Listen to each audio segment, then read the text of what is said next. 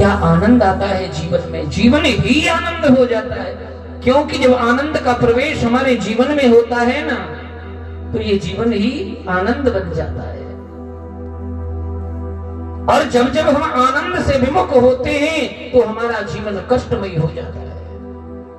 आज हम चाहे जैसे हो, कल का किसने देखा है। बात बहुत बड़ी बनाता है। 4 बजे का अलार्म भर के सोते हैं जी, 4 बजे जग जाते हैं। और 4 बजे से पहले ही अलार्म अपना बज गया तो हम जगे न जगे ये कोई गारंटी नहीं है। ये तो गोविंद को मालूम है, वो जगाएगा तो हम जगेंगे। हमारी सांसें थम गई तो फिर कोई नहीं जगा सकता हमें। किसी में इतनी ताकत नहीं कोई हमें जगा दे। क्योंकि इस पंच भौतिक शरीर में, पंच तत्व के शरीर में सबसे बड़ा वजन वायु का है। इस वायु के निकलते ही ये शरीर बेकार हो जाता है। मुर्दे को पानी में डाल दो बह जाएगा, और जिंदे को डालो वो डूब जाएगा। इसलिए सबसे बड़ा भारी वजन किसका है? वायु का, जो दिखाई नहीं देती, महसूस की जाती है। संपूर्ण तत्व दिखाई देते हैं, वायु दिखाई नहीं देती। ठीक उसी तरह मेरे गोविंद को महसूस किया जाता है। पर जीव चतुर बहुत। हित अनहित पशु पक्षी उजाना मानस तन गुण ज्ञान निधान, ऐसा कहा है। एक सज्जन गए डॉक्टर के पास, डॉक्टर तकलीफ में है शरीर, थोड़ी सी दवा दे दी और कह दिया परहेज करना, भोजन हल्का लेना, हल्का भोजन। पर जिह्वा के रस से वंचित कैसे रहे? डॉक्टर साहब ने तो कह दिया भोजन हल्का लेना। हम रास्ते में कुटिल युक्ति सोच रहा है हल्का क्या होता है। डॉक्टर साहब ने कहा है कि हल्का भोजन लेना, अब हम सबसे ही हल्का भोजन लेंगे। तो मिट्टी से हल्का पानी, क्योंकि पानी में मिट्टी डालेंगे तो मिट्टी नीचे बैठ जाती है और पानी ऊपर होता है। थोड़ी देर में दिमाग लगाया, फिर बोला पानी से हल्का और क्या है? पानी से हल्का है घी तेल। यदि पानी के ऊपर घी डालेंगे या तेल डालेंगे वो पानी पर तैरता है, तो ये पानी से हल्का है। अच्छा, घी तेल से भी फिर हल्का क्या है कि पूड़ी, उसे तलेंगे तो वो घी में ऊपर तैरती है, तो वो उससे भी हल्की हल्का होता है, वही तो तैरता है। फिर आराम से चकामचक खाए ना, हल्का भोजन हो गया। बोलो जय श्री कृष्ण। ये जिह्वा के 60 रस है, ये जीव का दिमाग है, कहीं भी लग जाता है। जहां लगना चाहिए पर वहां नहीं लगता है। विकारों को जल्दी ग्रहण कर लेता है। जिस तरह विकार हावी हो जाते हैं बहुत जल्दी। कोई बुरी बात है, आप नगर में बस रात को शुरू हुई, सुबह तक पूरे नगर में सुन लो। और अच्छाई की बात सालों तक नहीं पता चलती, जैसे अभी यहाँ हुआ। कई माता बोलती हमें तो मालूम ही नहीं, बड़ी कथा चल रही है। क्योंकि अच्छाई की बातें काहे को मालूम पड़ेगी। और किसी के घर में थोड़ा सा कलेश रह जाए या लड़ाई, कोई घटना दुर्घटना, पूरे नगर में सुन लो, बड़ी जल्दी से मालूम पड़ जाता है। तो ये विकार है, वो हावी हो जाता है। क्योंकि जिसको जहां जिस वृत्ति में रहने की आदत हो जाती है, उससे वो वंचित होता ही नहीं है। विकार और वही हावी होते हैं जहां विकार वाले रहते हैं। क्योंकि यदि सत्य होगा जीवन में तो विकार आएंगे ही नहीं। जीवन सत्य से जुड़ा होगा तो विकारों की ताकत नहीं जो आ जाए। और सत्य कौन है? गोविंद। सत्य प्रथम सत्य परम सत्यम सत्यस्य योनि निहतम च सत्ये सत्यस्य सत्यम मृत सत्य नेत्रम सत्यात्मकम त्वाम शरणम प्रपन्ना। वो मेरे गोविंद सत्य है। और उन्हीं सत्य का जब हम साथ लेते हैं तो हमारा जीवन परिवर्तन हो जाता है। और ये फुलवारी जो फूल बगिया है हमारे परिवार रूपी, वो बढ़ना प्रारंभ कर देती है। वही मेरे गोविंद की कृपा है। प्रेम से बोलो राधे राधे।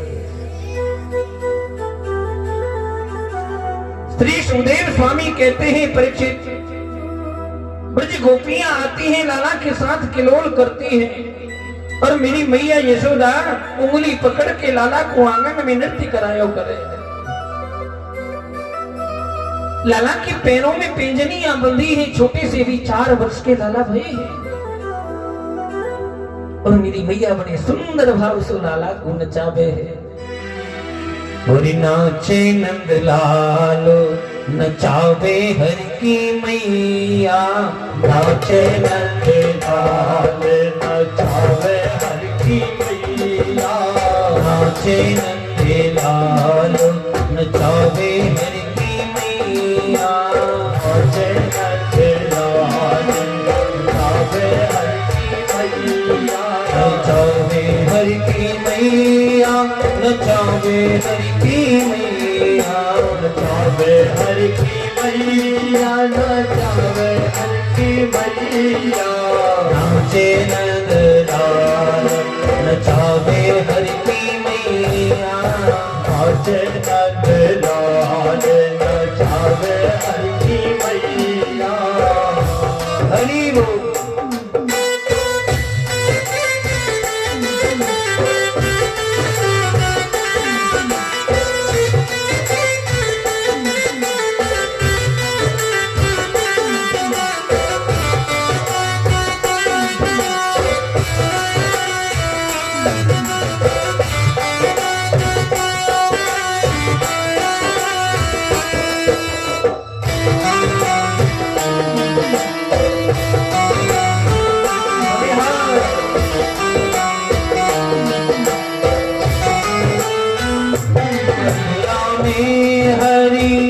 जन्म लियो है, मथुरा में आने जन्म लियो है, मथुरा में हरि जन्म लियो है, मथुरा में हरि जन्म लियो है, गोकुल में बड़ो कन्हैया, नाचे नंदलाल नचावे हर की मैया, नाचे नंदलाल नचावे हर की मैया, नाचे नंदलाल नचावे हर की मैया।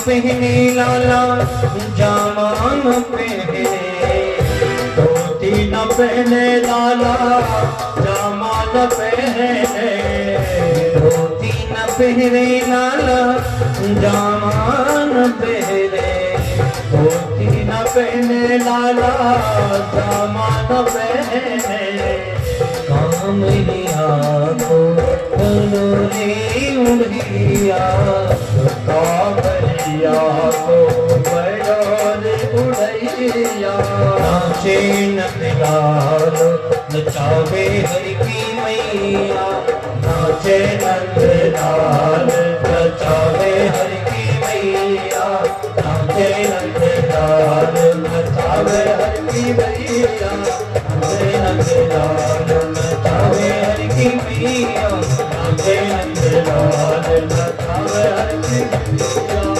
बोलिए नंद के लाला की जय हो, जय जय श्री राधे।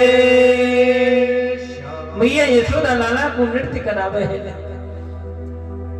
सोई लाला के मित्र बन गई जी। श्री रामा मद मंगल तोष इत्यादि अष्ट सखा हो गए गोविंद के। अच्छो मित्र जामे गौचारण के लिए। अब तो लाला को मन नहीं लगे। एक दिन मेरे गोविंद बोले मैया मैं हूं जाऊं बछड़ा चरा के लायो करूं ना, मेरे मित्र जामे मेरो मन नहीं लगे मैया, मैं क्या करूंगा। जशोदा बोली तेरी अवस्था है भाई बछड़ा चरावे है छोटो सो कन्हैया, बात बनावे। रोने लग गए। बाला नाम रोदनम बलम, बालक को डांटते तो रोना प्रारंभ कर दे। मेरे कन्हैया रोने लगे हैं, अश्रु बह गए। मैया को करुणा आ गई, दया आ गई। अच्छा ठीक है कन्हैया रोवे नहीं, मैं तेरे ताई माखन रोटी लेके आऊं। सो माखन रोटी लेके आई मैया, और माखन रोटी छन्नी में बांध करके लाला को दे रही। देख लाला कन्हैया तुमको भूख लगे तो जंगल में जाकर ग्रहण कर लीजिए, खा लीजिए, माखन रोटी है प्यारे। अब माखन रोटी पकड़ायो, डंडी गिर गई हाथ से, और जब डंडी पकड़ाई तो लाला पे बंसी भी तो है, बंसी छूट गई। बंसी पकड़ाई एक हाथ में, एक में माखन दी, और डंडी पकड़ाने लगी तो लाला की सुतन्नी उतर गई। प्रेम से बोलो राधे राधे। देख मेरे गोविंद गोविंद बाबा हंस पड़े, बलिहार जाऊं गोविंद। चोटी बनाती है मैया, छोटी छोटी, और देख कर नंद बाबा कहते हैं यशोदा अभी हमारो कन्हैया गाय चरावे के ताई नहीं भय हुए, अब माने नहीं मेहर तो मैं कहा करूं। मैया मेहर कह के बुला गए। अब थोड़ी सी 4 क्लास पढ़ ली देवी ने तो सीधो नाम ही लेते पति देव को, पहले कोई नाम नहीं ले, अब नाम लेना प्रारंभ कर दिया। बुद्धि विपरीत हो गई। अच्छा ऐसे ही भैया बंधु हो गए हैं, बाहर से आएंगे और सीधा बोलेंगे मम्मी कहां गई हैं, बोलो जय श्री कृष्ण। बड़ी विचित्र विडंबना हो गई। लाला कन्हैया गौचारण करने प्रारंभ किया है, गौचारण लीला गोविंद ने ब्रज मंडल में, और उसी गौचारण लीला में प्रलंबासुर नाम का दैत्य जिसका वध बलदाऊ ने किया। नित्य गौ चराने के लिए जाते हैं।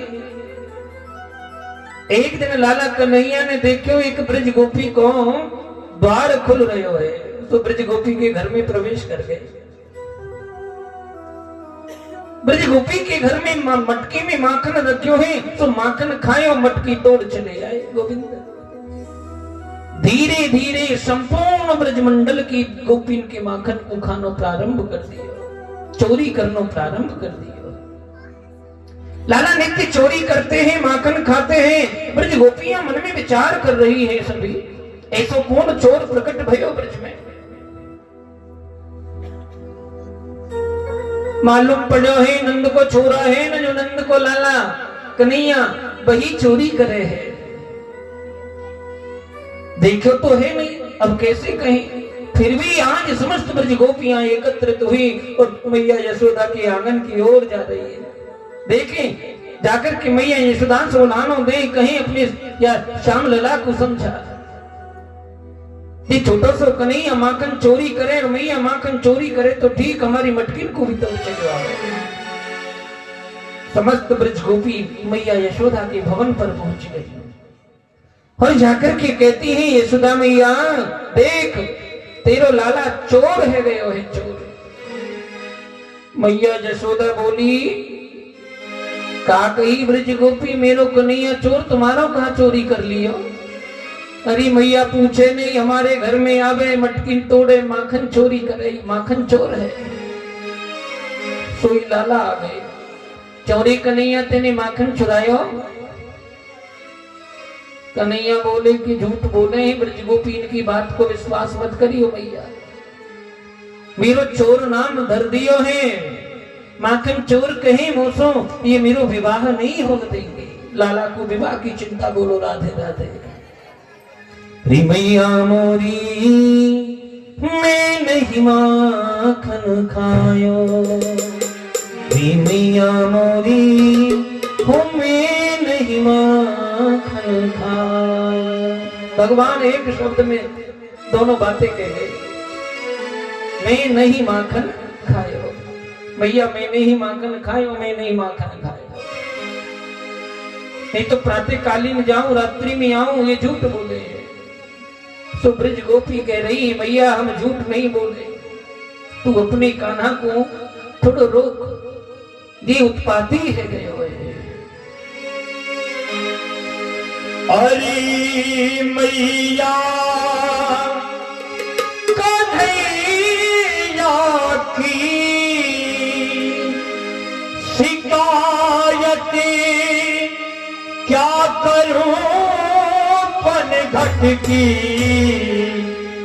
मटकिया छोड़ दी मेरी, मटकिया छोड़ दी मेरी। हरी मैया हरी मैया हरी मैया कन्हैया की शिकायत क्या करूं तब घट की, मटकिया तोड़ दी मेरी, मटकिया तोड़ दी मेरी।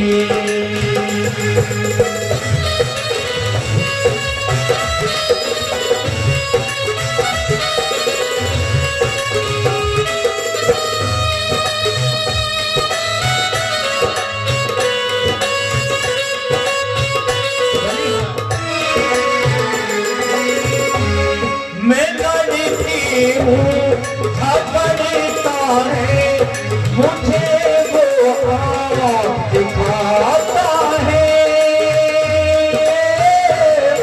मुझे वो आप दिखाता है। अंधेरी रात में आकर मेरा माखन चुराता है,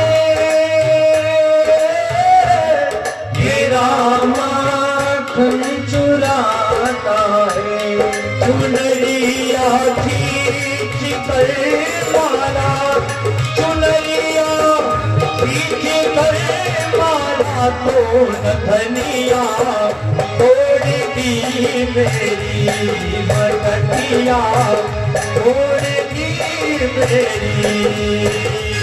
हरी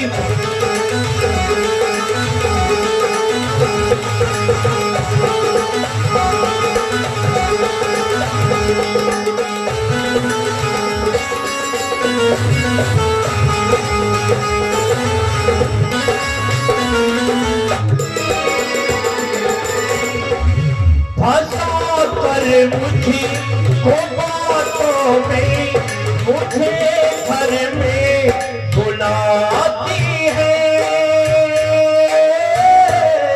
मुझे घर में बुलाती है।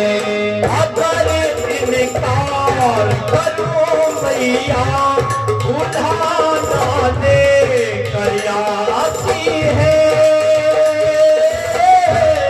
उठाना लेके आती है। ये झूठी है जमाने की, ये झूठी है जमाने की, ये झूठी है जमाने की। मिली थी कल मुझे पलघट पे मुरलिया तोड़ दी मेरी, मटकिया तोड़ दी मेरी।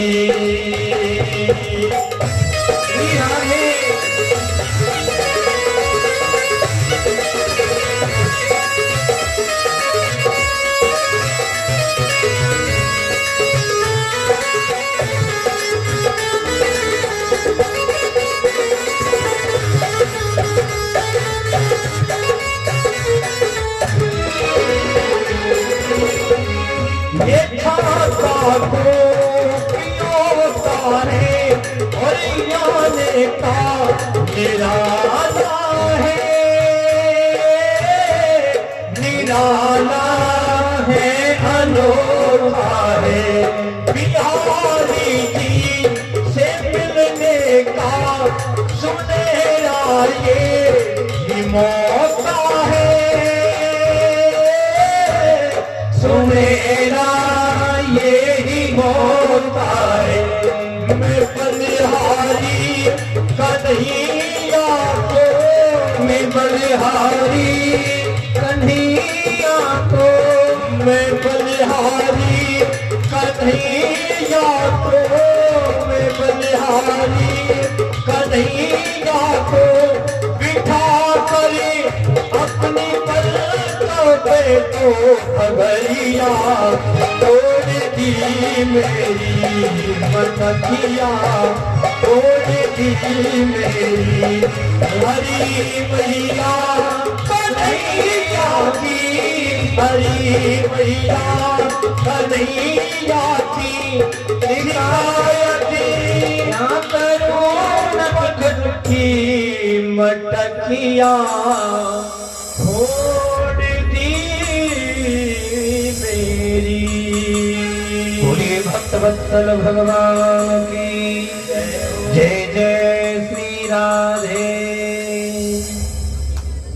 श्री सुखदेव बाबा कहते हैं परीक्षित, मैया यशोदा सो शिकायत कर रही है और मैया कह रही है कि मेरो लाला चोर नहीं है। लाला भी कह रही मैया कि मेरो ब्याह नहीं होने देंगी, मेरो नाम माखन चोर धर देंगी तो कौन ब्याह करेगा। लाला को तो ब्याह की चिंता।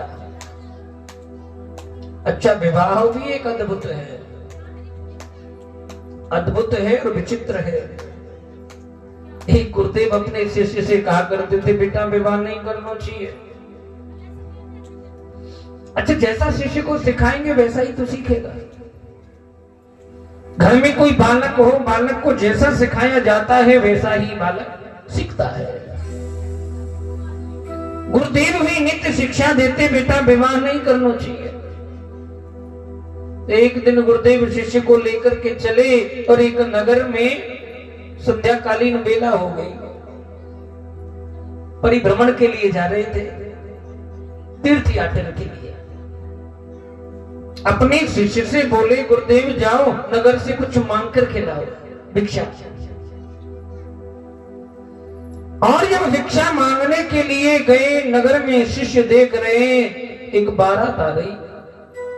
उस बारात को देखकर के शिष्य उत्साहित हो गए। ऐसा भी क्या, कभी देखा नहीं शिष्य ने। अच्छा, जिसने कभी कदापि कोई उत्सव न देखा हो उसे बड़ा आश्चर्य होता है। शिष्य को भी बड़ा आश्चर्य हुआ और पूछ लिया, क्यों भैया ये सब क्या है? अरे तुम नहीं जानते हो, विवाह है। विवाह किसका विवाह? ये जो घोड़े पर बैठा है इसका विवाह। किसके साथ में है? देवी की ओर इशारा किया इसके साथ। और ये जो नृत्य कर रहे हैं ये पारिवारिक जन है, मित्र बंधु है, मित्र जन है। अरे वाह, बड़ा अच्छा।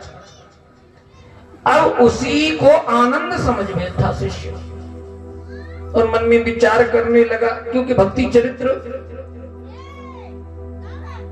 दूषित हो गया और जगत की प्रीत में उलझने के लिए आनंद उत्सव समझ बैठा। बोला, बड़ा आनंद है, सभी आनंद मंगल में है। दौड़ करके आया और गुरुदेव से बोला, गुरुदेव विवाह करा दीजिए। विवाह के तो बड़े आनंद है।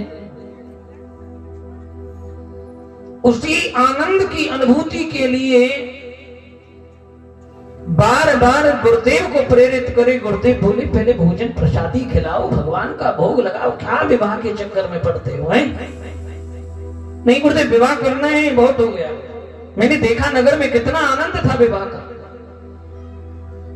तो गुरुदेव सरल हृदय, अच्छा तो ठीक है, कोई बात नहीं, पहले भगवान का भोग लगाओ, हमें खिलाओ, आप भी खाओ, विवाह करा देंगे। जैसी वृत्ति दिन में ज्यादा विचारणीय होती है वैसा ही स्वप्न आ जाता है। अब रात्रि में सो रहे बट वृक्ष के नीचे शिष्य, रात में स्वप्न आया, विवाह हो गया। बोलो जय श्री कृष्ण। विवाह क्या हो गया? ठाकुर जी की कृपा हो गई, 2-3 बच्चे भी हो गए स्वप्न में। अब कृपा बरसी स्वप्न में तो देवी जी भी आ गई। अजी सुनते हो, तुम थाली बैठे रहते, कुछ काम धाम करते नहीं, ये बालक जग गया, इसे अपनी बगल में ही सुला लो। अब थोड़े से सर के शिष्य स्वप्न में सुला दिया। थोड़ी देर बाद फिर आई, इसे और सुला लो। ये भी जाग गया है। मुझे मालूम है तुम सोने नहीं दोगे, सुला दो। अब एक और था छोटा नन्ना सा, उसे भी लिया ही, वो भी जाग गया।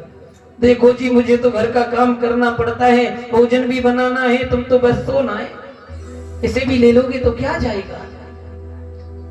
शिष्य ने बड़े जोर से गुस्से में कहा, ठीक है सुला दे। जैसे ही सर के कुएं में गिर पड़े, बगल में कुआं था। अब आवाज दे रहे, गुरुदेव बचाओ। क्या हुआ? कुएं में देखो, कुएं में करोगे विवाह? अरे गुरुदेव, जब स्वप्न में स्त्री ने कुएं में जय जय गोपीनाथ की हो गई, तो फिर सत्य में आएगी तो न जाने क्या क्या होगा। प्रेम से बोलो राधे राधे राधे राधे। और यहाँ लाला को विवाह की चिंता, मैया मेरा विवाह नहीं होने देंगी। ब्रज गोपी कहे लाला चोर है, पर लाला को तो नित्य को कम। मैया जसोदा कहे, देखो ब्रज गोपी, अगर तुम्हें लगे कि मेरा लाला मटकी फोड़े हैं, माखन चोरी करे, तो पहले मेरे लाला को पकड़ के दिखाओ ना। एक दिन मेरे गोविंद ब्रज गोपी के भवन में प्रवेश कर रहे, चाहूं और देख रहे हैं, कहूं माखन नहीं दिखाई दी और छींके पे माखन टंगो है। कन्हैया बोले लगे, कछु ज्यादा ही पढ़ी लिखी गोपी है भैया। क्यों भैया? कन्हैया भोजन नहीं मिलेगा आज, हमें माखन खावे को नहीं मिलेगा ना, घोड़ा बन जाओ। एक दूसरे के कंधे पर बैठ गए समस्त ब्रजवाला, और सबसे ऊपर गोविंद बैठ गए।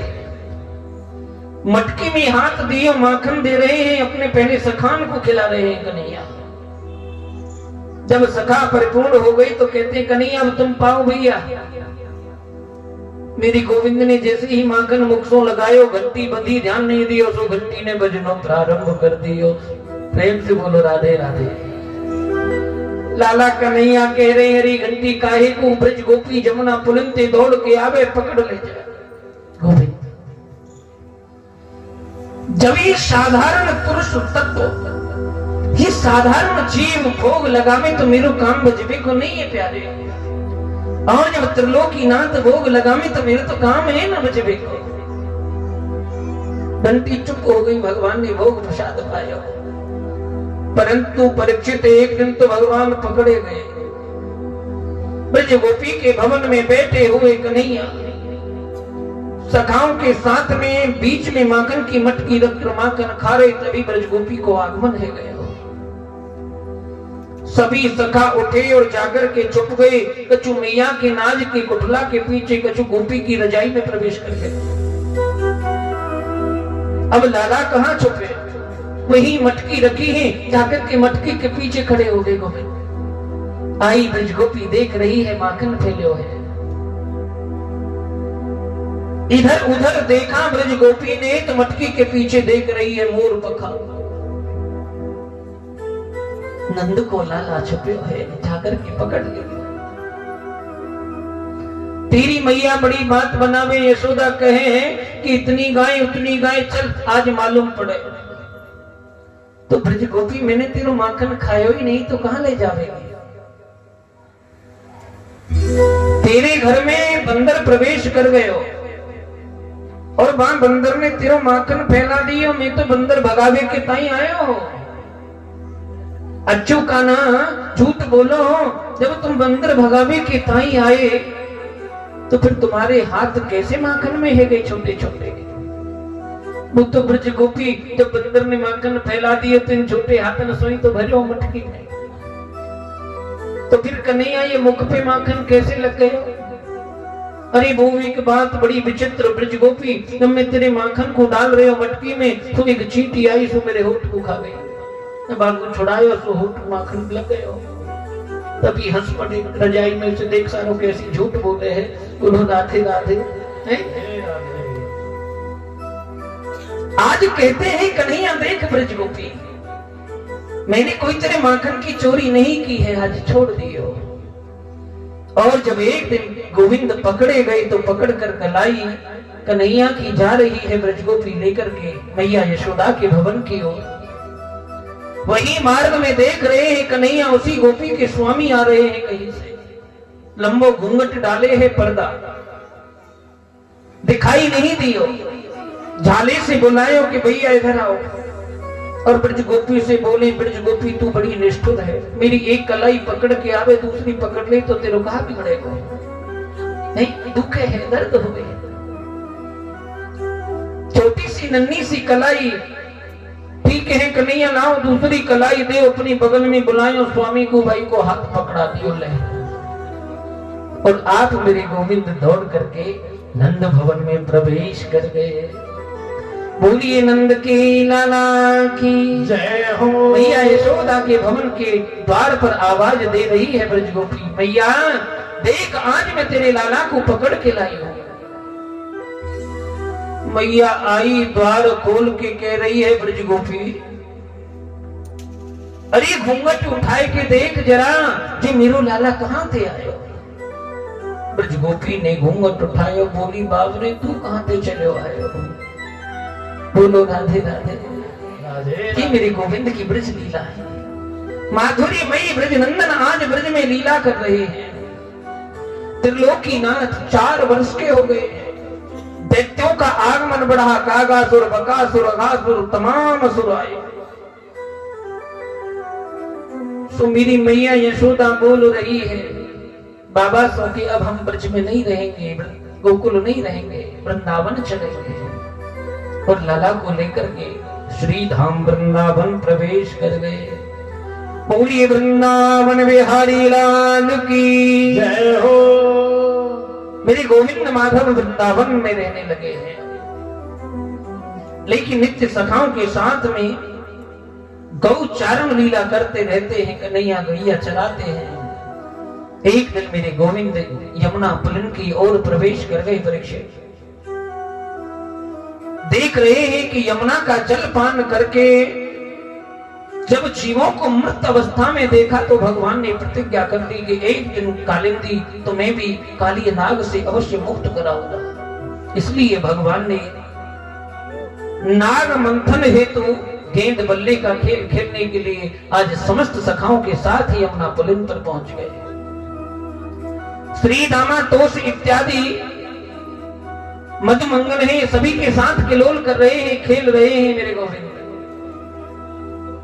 श्री दामा कहने लगे देखो कन्हैया मेरी मैया ने गेंद बनाए के दई प्यारे, और यदि गेंद खोई गई तो मुझको मारेगी मेरी मैया। गोविंद बोले काहे चिंता करो हो, तुमको जाई गेंद को लाई के दूंगा ना मैं। सबको खिलायो, और जब गोविंद खेलने लगे तो ऐसो टोल लगायो मेरे गोविंद ने, गेंद काले देह में चली गई। बोलिए भक्त वत्सल भगवान की जय हो। रोने लगे श्री दामा तो दौड़ करके गए भगवान, कदम वृक्ष पर चढ़ गए और जाकर के छलांग लगा दी मेरी प्रभु ने। छोटी सी अवस्था है, बाल्यावस्था में ही जाकर के नाग पत्नियों के पास में पहुंच गए। इतनी सुंदर मेरे गोविंद की सुंदरता को देख करके रीझ गई नाग पत्नी। कहती है गोविंद ये शीघ्र अपनी गेंद लो और चले जाओ, मेरे स्वामी जाग गए तो अनर्थ हो जाएगा।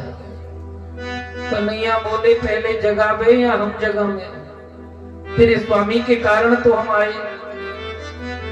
दौड़े गए कन्हैया, सोते हुए काली नाग पर चरण प्रहालाद प्रहार किया, और जैसे ही जागृत हुए काली नाग पुंकार भरी, और इसके प्रभाव से भगवान सांवले हो गए। बोलिए सांवलिया सरकार की जय हो। यहाँ पर नाग मंथन लीला की मेरे गोविंद ने। मैया यशोदा बाबा नंद ब्रजवासी जन रुदन कर रहे हैं। बाबा नंद कहते हैं यशोदा काहे मन भारो करे, धर्म करते रहते हैं बाबा नंद, दान प्रदान करते रहते हैं, ब्राह्मण भोज करते रहते हैं, उत्सव करते रहते हैं। अरे हमने काहू को ऐसा बुरा नहीं किया है, अवश्य कृपा होगी हमारा कन्हैया अवश्य आवेगो। नाग मंथन करते हुए गोविंद के चरणों में गिर गए। काली नाग प्रभु मैं पहचान नहीं सका तुम्हें। आज मेरे गोविंद माधव मधुर बांसुरी बजाते हुए, तांडव नृत्य करते हुए तांडव गति मंडल पर नाचत गिरधारी, और सुंदर नृत्य करते हुए जमुना में प्रकट हो गए। यहां मेरे गोविंद ने परीक्षित काली नाग मंथन लीला कर डाली। एक दिन भगवान गौचारण कर रहे, सो मधुमंगल से बोले कि देख मधुमंगल भैया, मैं नित्य भोजन लेके आऊं, प्रातः कालीन तुम लेके आओ। और जब मधुमंगल ने जाकर के मैया सो कही, मैया देख नंद को लाला है ना, बाने भोजन मंगायो है, मैया नित्य लेके आवे हो। रो पड़ी मधुमंगल की मां और कहती है, मधुमंगल नंद को लाला तो बड़ो आदमी है, बाकी गाय है, माखन होए, मेरे घर में कछु नहीं है। बाकी छाछ रखी है 3 दिन पुरानी, अगर तेरो नंद को लाला मधुमंगल जब छाछ को ग्रहण करे तो भैया बेशक ले जाए। 3 दिन की खट्टी छाछ, आज बासी छाछ लेकर के जा रहे हैं मधुमंगल, लेकिन प्रेम भरा है उसमें, और जिसमें प्रेम तत्व है। कहते हैं कि किसी को अभिमान में भोजन कराओगे तो भोजन अच्छा नहीं बनेगा, और प्रेम से भोजन कराओ, चाहे चटनी से खिलाओ, दुग्ध से खिलाओ, प्रसाद बहुत अच्छा होगा। और वही प्रेम भरा हुआ है मधुमंगल की छाछ में। लेकिन मधुमंगल तो दोपहर में चखना चाहते हैं, पहले चख के देख लो छाछ खट्टी तो नहीं है ज्यादा, मेरे कन्हैया के लायक है भी। छाछ खट्टी है, परीक्षित अपने आप ही पान करने लगे मधुमंगल, ये मेरे गोविंद के लायक नहीं है। देख मधुमंगल को दौड़ लिए गोविंद, अरे भैया मधुमंगल संपूर्ण छाछ तुम ही पी लोगे? इतनी देर में तो जल्दी पान करने के लिए तत्पर हुए, संपूर्ण मुख पर फैल गई छाछ। पर कन्हैया तो कन्हैया, लाला के मुख को पकड़ो मधुमंगल के, और अपनी जीभ से ही चाटने लग गए मधुमंगल के मुख को। बोलो राधे राधे। यही दृश्य ब्रह्मा जी ने देख लिया परीक्षित। ब्रह्मा जी को बड़ा आश्चर्य हुआ है, अभिमान हो गया है, ये परमात्मा नहीं हो सकता जी। कैसो अवतार है जो ब्रजवासियों के मुख को चाट तो फिरे है? ऐसो अवतार तो पहली बार देखे हैं। सो गाय बछड़े हरण करके ले गए ब्रह्मा जी। मेरे गोविंद ने ऐसे ही गाय बछड़े प्राकट्य कर दिए। देखा ब्रह्मा जी ने तो ब्रह्मा जी का भी अहम भंग हो गया, मोह भंग हो गया। धन्य है गोविंद। तभी कहते हैं कि बड़े बड़े अमलात्मा विमलात्मा मनीषी महर्षि ऋषि ब्रह्मा इंद्र वरुण कोई नहीं जानता जिनकी माया को, तो ये साधारण जीव भला क्या जानेगा? वो भक्त वत्सल है, भक्तों पर कृपा करने वाले हैं। एक एक सांस का आवागमन होता है तो उसकी कृपा से होता है। जिसकी मृत्यु जहां होनी है, मृत्यु तो वही सरल है जो सदगति हो, सदमृत्यु हो। वो भी गोविंद की कृपा है। ये तो अपना कर्म का पा लेता है इंसान अपने आप स्वयं, और जिन पर कान्हा की कृपा है, भगवान की कृपा है, वो तो सदैव उनके अनुगामी बने रहते हैं और भगवान खूब भरते रहते हैं। ही मेरी गोविंद की दयालुता है। श्री सुखदेव बाबा कहते हैं ब्रज रक्षा के लिए परीक्षित मेरी गोविंद माधव ने दावानल अग्नि का पान किया।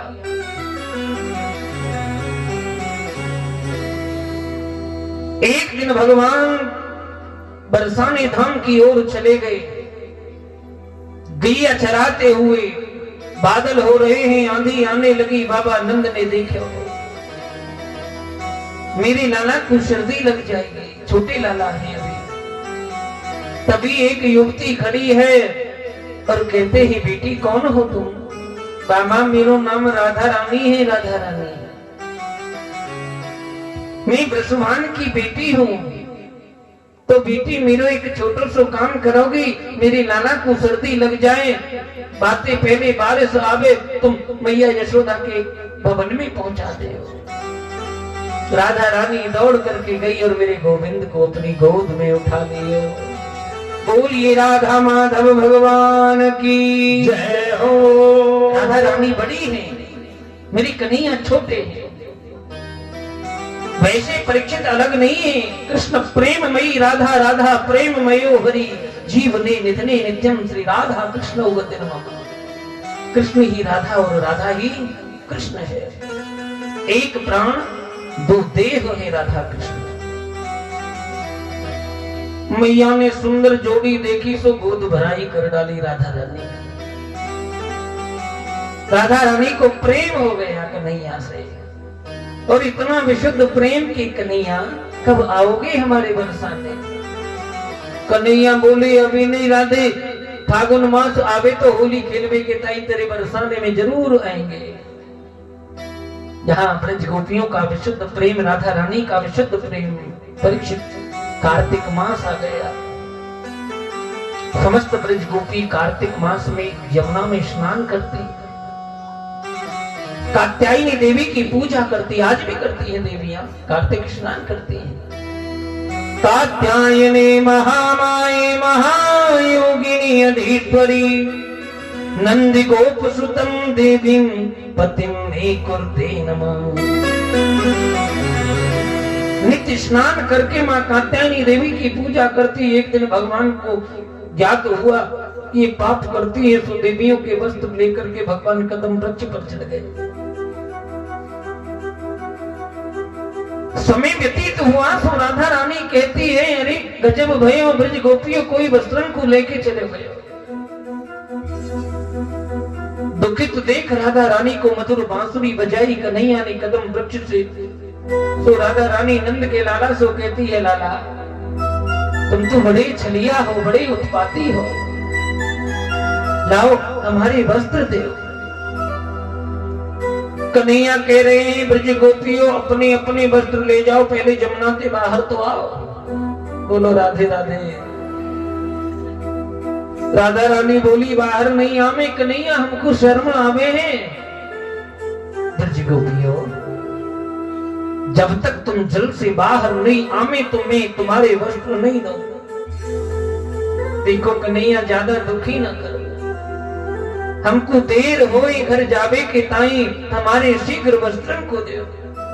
तो देखो राधे अपनी ब्रज गोपिन से कहो कि बाहर निकल के आवे और एक एक कर वस्त्र ले जाए।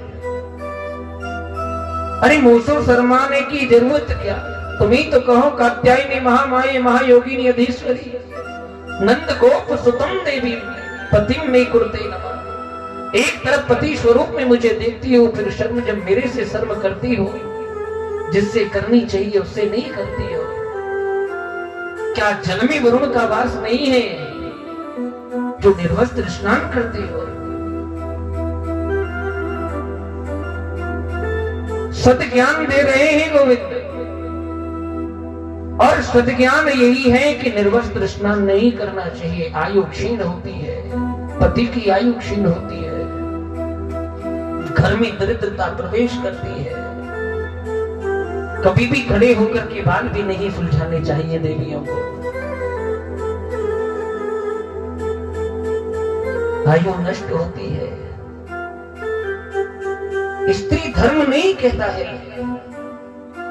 स्त्रियों के भी अपने धर्म है, और इसी धर्म को विदित कराने के लिए आज मेरे गोविंद माधव ने राधिका रानी को सद ज्ञान दिया। ब्रज गोपियों को ज्ञान देते हुए प्रभु ने वस्त्र दिए, और सद ज्ञान प्राप्त कराते हुए श्री सुखदेव स्वामी कहते हैं परीक्षित भगवान जब 7 वर्ष के हो गए तो एक दिन गौ चारण करके मेरे गोविंद आए और देखा कि मैया कुछ पकवान बनाने में लगी है। मैया को बनाते हुए पकवान लाला कन्हैया मैया की बगल में बैठे, मैया भूख लगी है देना। मैया यशोदा बोली देख जय जय माता को है, कन्हैया दुखी नहीं कर, कल पूजा होगी। अरे मैया ऐसा कौन देव प्रकट थे गयो जो कल पूजा होगी। लाला कन्हैया पूजा है, अब जितनो मातो तो देख अपने बाबा ते जाके मार।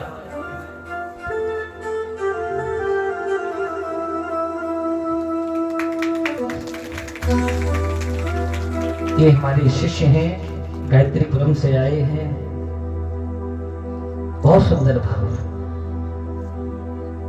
ये भक्ति है भगवान की। जहां भाव प्रबल है वहीं भगवान है। जहां भी हमारी कथा होती है नित्य पहुंचते हैं, जाते हैं, दर्शन करके आते हैं। हम जहां होते हैं वहां भी दर्शन के लिए जाते हैं। ये शिक्षाप्रद है। कहते हैं कि सम्मान करना सबकी बस की बात नहीं होती है। यहां तो गुरु शिष्य का रिश्ता भी नहीं जानता है कि गुरु शिष्य है क्या। दुनिया का सबसे परम पवित्र पावन रिश्ता है गुरु और शिष्य का। गुरु बिन भवनिध तरई न कोई, जो विरंच संकर्ष होई। जब गुरुदेव के द्वारा ये धारा प्रवाह होती है, ये तप होता है, तो प्रत्येक शिष्य को उसका फल मिलता है। जब गुरुदेव भजन करते हैं, तप करते हैं, जप करते हैं, सत्कर्म करते हैं, तो उसका भी फल शिष्यों को प्राप्त होता है। और जो नाम दान में मंत्र मिला वो अमोघ मंत्र होता है, वे हमारा रक्षा कवच होता है। यही भाव सदैव भक्तिमयी, ये भक्ति की धारा प्रवाह अविरल बहती रहे, ये विचार रखने चाहिए। बोली बांके बिहारी लाल की। श्री सुखदेव